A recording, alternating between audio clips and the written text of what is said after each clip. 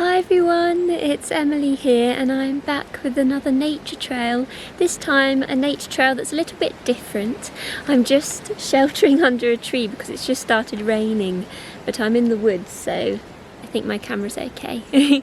But I am going to go on the hunt for some wild mint, which I did actually mention in my previous video. So head over and take a look at that if you haven't seen that yet.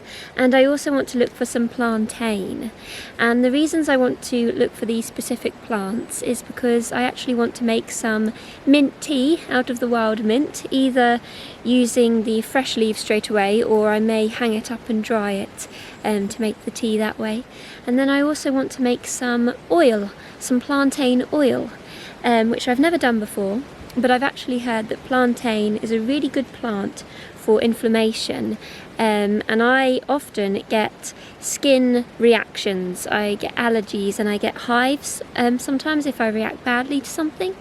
So I want to actually see if the plantain oil actually helps if that ever happens again, and I've never tried it before, and I've always been interested to see what different plants can do as well. Like any healing properties and things like that. So yes, that's what we're going to do today. I'm going to go on the hunt for these specific plants, and I thought I'd bring you guys along. So yes, let's see if we can find them.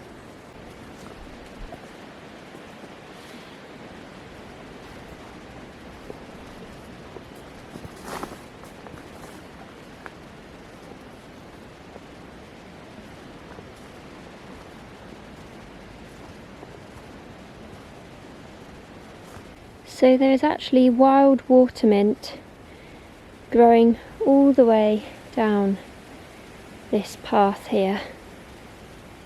The smell of this mint is absolutely amazing, and the flowers are so pretty as well.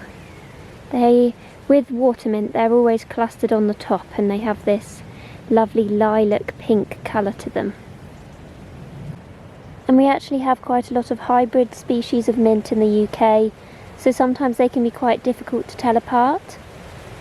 But a really good way to tell this species is by that flower cluster right at the top. And they really like growing in damp areas by riverbanks or just areas of wet damp ground. So I'm going to take some of these lovely mint leaves home and make some yummy mint tea. This really is one of the best smells in the natural world. Obviously the flowers of water mint are really important for pollination as well, so I don't want to take too much. I'm just going to take a little bit just to make my yummy mint tea. But yeah, so I just can't stop smelling it, it just smells so good.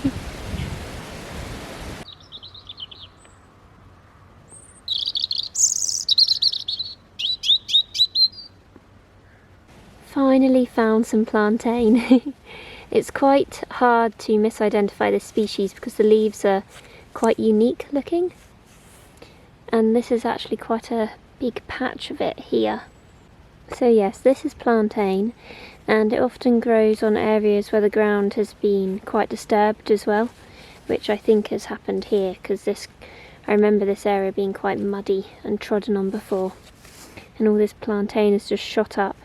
It's a very hardy plant, and in ancient times it has just been associated with a lot of kind of healing properties, and people use it for so many different things, and it's just always been considered a very important plant in herbal medicine and things like that. And yeah, apparently really good for inflammation, so I just want to give it a go. So I'm really happy that I found quite a big batch of it here, so I'm just going to pick some of these leaves and take some home, and yeah, we will then get on to making the oil.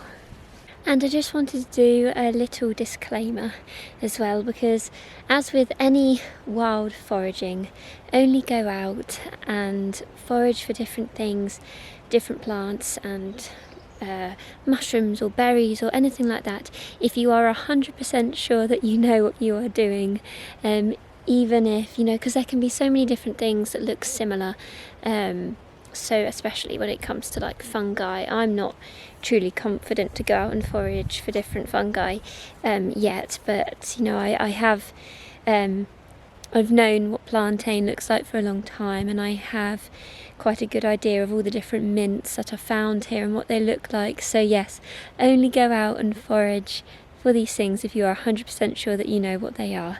Just wanted to say that because yeah, wild foraging is, you need to have the knowledge and the confidence to do it 100%. Blackberries are still going strong. Might help myself to a few on the way home.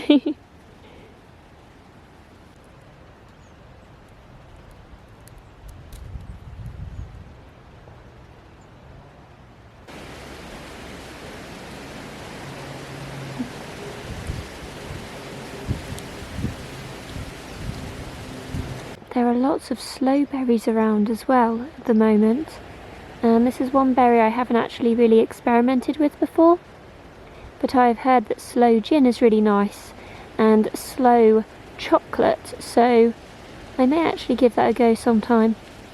You've got to be really careful when picking slowberries though, because of the thorns on the sloe bush, just like these sharp looking ones here, and if you get a cut from these thorns, they can actually get quite septic apparently.